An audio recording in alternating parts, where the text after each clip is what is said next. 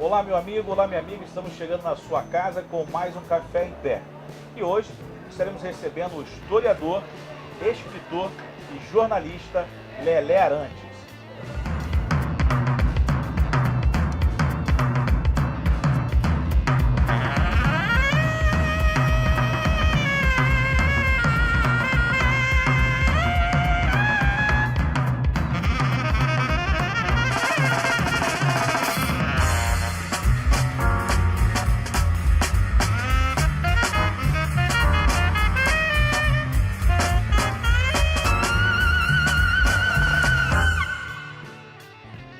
Muito bem, meus amigos, minhas amigas, meus amigos e minhas amigas, né?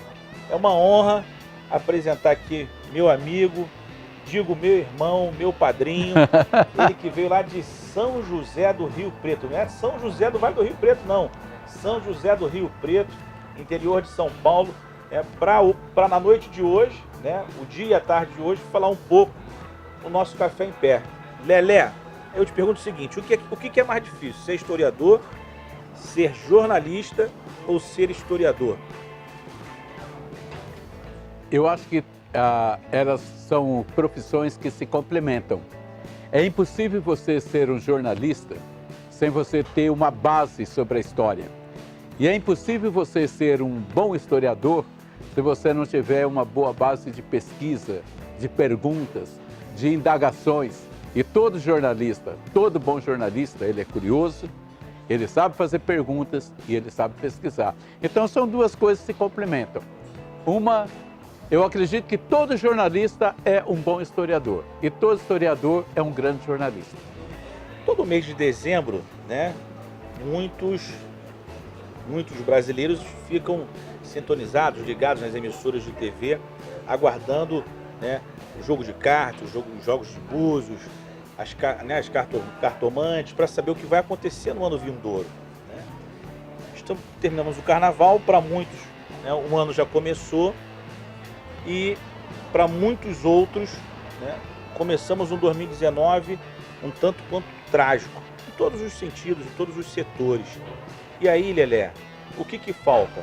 Está faltando mais jornalismo para mudar essa página? Eu acredito que o que está faltando é fé. Eu não tenho religião definida, eu não sou católico, eu não sou evangélico, eu não sou espírita, apesar de ser historiador e de ter acabado de fazer um livro sobre a história da Diocese de São José do Rio Preto. Acredito que foi até por isso que o bispo me escolheu, para não ficar aquela coisa piegas, aquela história, né? Eu acredito que o que falta, na verdade, para as pessoas é fé. Porque Jesus Cristo diz uma coisa muito legal: não cairá um fio da sua cabeça sem a vontade do Pai que está no céu. Então, meu amigo, o que acontece? Quando você vai atrás de saber o que vai acontecer no futuro, você não tem fé no seu presente. E se você não tem fé no seu presente, nada vai acontecer de bom. Por quê? Porque você não tem aquilo que anima o cidadão, que é a busca por aquilo que é o desconhecido, por aquilo que ele não conhece, por aquilo que está por vir. Então, o Brasil vive um momento complicado porque o brasileiro colocou o seu futuro na mão de pessoas que ele não conhece. E que agora ele vai ter que conhecer, que agora vai ter que chegar. Por exemplo, a tragédia que aconteceu hoje, você poderia dizer que essa tragédia de Suzano foi provocada pelas imagens que aqueles garotos e aquele rapaz viram do nosso presidente fazendo campanha? Ou foi um surto momentâneo que aconteceu de um adolescente e um adulto, porque tem alguém lá com 25 anos de idade que puxou o gatilho? Então o Brasil está passando por um momento muito difícil, um momento em que, se nós, a sociedade brasileira, e quando eu falo sociedade brasileira, estou falando de pais, de mães, de famílias, de professores, de padres, de pastores, de líderes religiosos, de líderes políticos, não entendermos que nós estamos passando por uma transição e que essa transição pode ser perigosa para o futuro, nós vamos estar sempre procurando saber quem é que conhece o futuro para nos dizer o que vai acontecer. Mas O que vai acontecer no futuro são os atos que nós tomamos hoje no presente. O nosso presente determina o nosso futuro. O que é que nós estamos fazendo pelo Brasil agora? Para termos um futuro melhor, nós precisamos que o nosso jovem de hoje seja o jovem do passado? Não. Nós precisamos que o jovem de hoje seja o jovem do futuro. Esquece o passado. O passado não volta mais. O passado está morto e está enterrado. Ontem é ontem, hoje é hoje, amanhã é amanhã. O nosso futuro depende das nossas ações de hoje. Hoje, agora. E o que né? está faltando para o nosso jovem? Fé, conhecimento, amor, família, abraçar o jovem e mostrar para ele que, olha, o caminho é esse aqui. E quem pode fazer isso? O pai, a mãe, o professor, é dentro de casa. Lá fora, o mundo aqui fora, é um mundo muito violento, muito cruel, baseado no quê? No lucro, na droga, no alcoolismo, num monte de ilusões que se oferecem para o jovem e que não é verdadeiro. Porque o mundo verdadeiro é esse mundo que nós vivemos dentro da nossa casa. É onde nós sabemos que está faltando comida, é onde nós sabemos que está faltando amor, que está faltando compreensão, que está faltando esperança. Né? Então, esse mundo é dentro da nossa casa. Se nós não soubermos construir esse mundo dentro da nossa casa, os nossos filhos, os nossos jovens vão estar lá fora à mercê do que há de pior. Elé, até 5 minutos atrás, você com todo respeito, estava dirigindo uma instituição partidária, que era o Partido Republicano Progressista, o PRP 44, e na árdua missão, não de comandar o seu estado, né? Uma vez que você ali estava como secretário nacional da instituição, e aí administrar 27 estados brasileiros. E durante o meu convívio com o secretário nacional do meu partido, né, eu percebi que o Lelé Arantes, ele sempre deu ênfase à participação efetiva da mulher na política. Por mais que o Lelé seja homem, né, ele sempre brigava na participação da mulher na política. E o que nós mais hoje estamos assistindo na imprensa, né, é justamente hoje a maior sigla envolvida com o processo de laranjas, né? Porém, laranjas mulheres. Os partidos políticos, e eu não vou falar apenas desse que você está citando, eu vou falar de todos, inclusive o nosso, se acostumaram a usar a mulher para cumprir a cota de gênero, que nós, os dirigentes partidários, safadamente invertemos e colocamos como cota da mulher. Não existe cota da mulher, existe cota de gênero. Se eu tenho 10 candidatos homens, eu tenho que necessariamente ter 3 candidatas mulheres.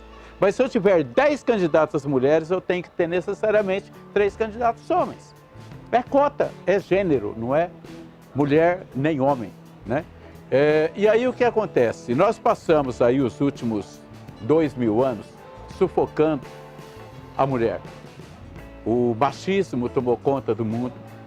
E o que nós tivemos? Nós tivemos o homem dominando a mulher, ou seja, pela força, porque o homem fisicamente é mais forte do que a maioria das mulheres, ou seja, economicamente, ou socialmente, ou religiosamente. Agora chegou o momento em que as mulheres estão ocupando seus espaços. E elas estão ocupando seus espaços depois de muita luta. Eu não estou falando de feminismo, eu estou falando de mulher, né? Do gênero feminino. Tá? E o que nós temos? Nós tivemos no passado, e está ainda acontecendo, e graças a Deus o Tribunal Superior Eleitoral entendeu e viu isso, em que nós temos 10 candidatos homens, precisamos de 3 candidatas mulheres. Mas as mulheres não têm interesse na política. Isso foi o que o Luciano Bivar falou outro dia. E ele não está errado, né? Não nesse aspecto. Aí o cidadão falou, não, então pode deixar que eu ponha minha mulher lá, ela registra a candidatura e depois ela retira, ela não precisa nem fazer campanha. Então é por isso que a gente tinha o voto zero para mulher, mulher com 1 voto, com 2 votos, com 3 votos, que é, na verdade, um candidato laranja. Só que, nesse momento, houve uma extrapolação disso, porque além da mulher ser uma candidata laranja para cumprir a cota, né? No caso do Marcelo Álvaro Antônio, que eu conheço muito bem, é meu amigo, não julgo ele, não condeno ele, acho que ele vai responder por isso, em que se passou o dinheiro para a mulher e se pegou esse dinheiro de volta. Isso é o cúmulo da certeza da impunidade. Além de usar a mulher para ser candidata, para completar uma chapa de candidato a deputado federal e estadual, se pôs dinheiro na mão dela e se pegou esse dinheiro. Isso é o crime, se pegar o dinheiro de volta. Ela não usou esse dinheiro para fazer a campanha dela. Ela ficou com... Então, na verdade, se nada acontecer, ele está institucionalizando a sem-vergonhice. Olha, eu não diria nem que é uma sem-vergonhice, é um crime. Porque sem-vergonhice são atitudes que você pode tomar,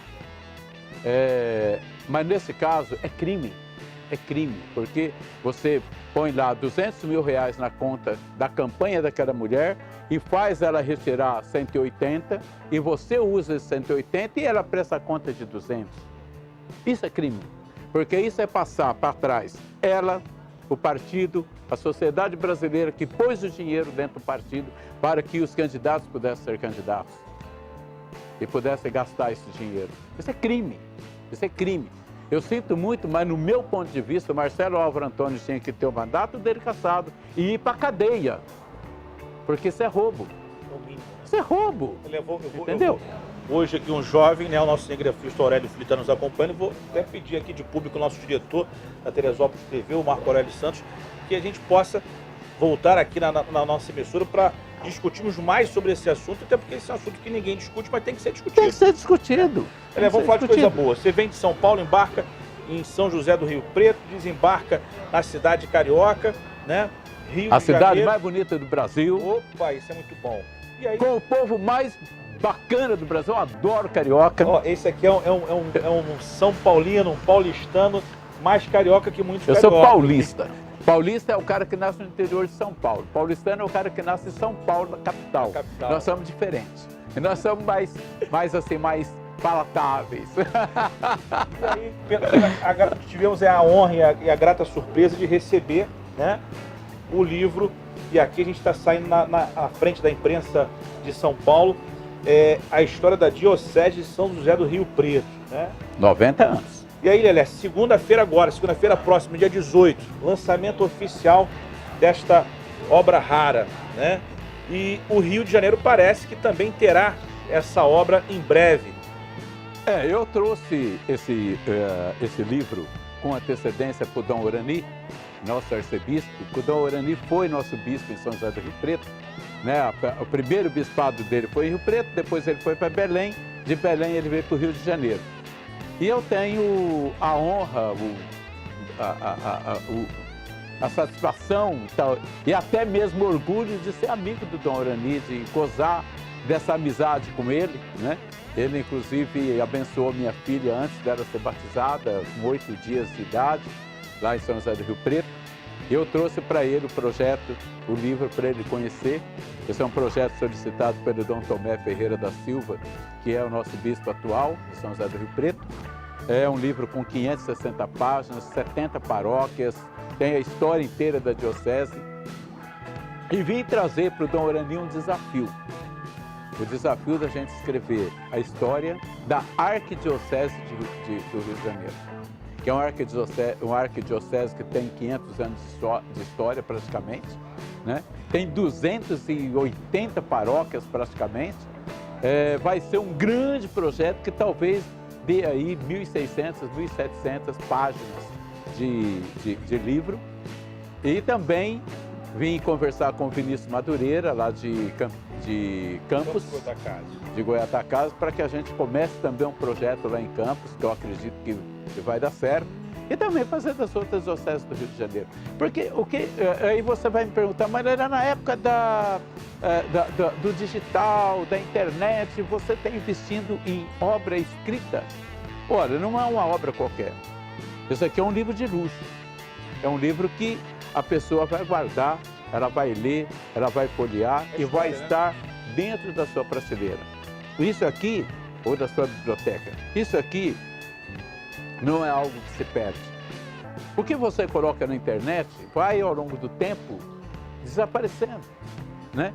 Você, com um livro, você registra a história, nesse momento, você congela esse momento, e esse momento vai ficar eterno, né? Daqui 50 anos, esse livro vai estar na mão dos seus netos, dos seus bisnetos, e a pessoa vai olhar e falar, nossa, o Rio de Janeiro era assim, olha que legal, olha essa igreja, nossa, eu estive nessa igreja, olha aqui que eu fui batizado aqui, nossa, minha mãe casou naquela igreja. Isso é o fantástico, que é o que não vai acontecer com a internet. A internet, ela é muito ágil, ela é para o dia a dia, para o minuto, para a hora, para aquele momento. Isso aqui é história. Isso vai ficar aqui para os nossos netos, para os nossos bisnetos. Para você continuar fazendo história no Rio de Janeiro, eu queria que você, nesse momento, deixasse a sua mensagem para a população carioca, os fluminenses, aqueles que nos acompanham, esse maravilhoso Café em Pé. Olha, a minha mensagem é o seguinte, não percam a esperança de um Rio melhor. O Rio está vivendo um momento crucial, cruciante, na verdade, com a violência. Mas isso não é algo que afeta apenas o Rio de Janeiro. É que o Rio de Janeiro tem uma geografia que permite que isso aconteça, por causa dos morros, por causa da distância de um lugar e do outro. Mas o povo carioca é um povo maravilhoso. Inclusive as pessoas que hoje estão envolvidas nessa onda de crime, a grande maioria delas não está envolvida lá porque tem a índole de ser criminoso. É a questão social, é a questão educacional, é a questão cultural, é a ausência do Estado. Porque quando o Estado está presente e educa e nos ajuda, porque a educação vem do berço, nos ajuda a educar os nossos filhos, o futuro é melhor.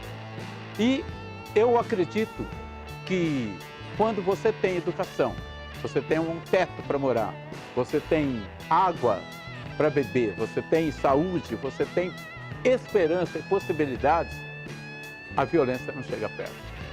Então, a partir do momento em que nós aprendemos a cuidar da nossa família e que o nosso Estado nos veja como filhos, como cidadãos, como pessoas que merecemos receber de volta aquilo que nós pagamos de impostos, com certeza a violência tende a diminuir, que ela não vai desaparecer jamais. A violência é inapta, faz parte dos seres humanos. Se a gente pegar as histórias de 2.000, de 3.000 anos atrás, nós vamos encontrar violência lá. Mas não nesse nível exagerado e disseminado como a gente está vivendo atualmente. Isso é apenas uma passagem. Acredite, o Rio é a melhor cidade do Brasil para se viver. Nós só precisamos de cuidar da nossa população. Lelé, um brinde à vida. Já brindou com café? Eu não, mas a gente brinda de novo. Um brinde à vida. Esse foi o nosso Café em Pé, com o nosso grande amigo Lelé Arantes. E na próxima semana estaremos aqui de volta com você. Um forte abraço.